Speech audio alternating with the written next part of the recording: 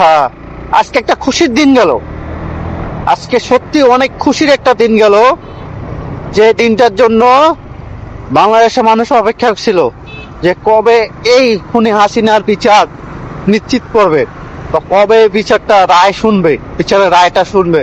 তো আলহামদুলিল্লাহ, তো ফাইনালি আজকে সেই দিনটা চলে আসছে, বা সেই দিনটা উপহার দিয়েছে আন্তর্জাতিক ট্রাইব্যুনালের বিচারপতি। তো আলহামদুলিল্লাহ, আল্লাহ তাআলার কাছে লাখো কোটি শুকর, যে আসলে ফেসিস্ট হাসিনা যে আসলে রেখে যাওয়া যে আন্তর্জাতিক ট্রাইব্যুনাল, তিনি যে নিজে তৈরি করে রেখে গেছিলেন, সেই আন্তর্জাতিক ট্রাইব্যুনালে তার বিচার হচ্ছে আলহামদুলিল্লাহ। তো দিন শেষে এটাই বলবো, যে আসলে ক্ষমতার উৎস কখনোই মানুষ হয় না, ক্ষমতার উৎস তিনি একজনই হয়, তিনি হচ্ছে আল্লাহ তাআলা।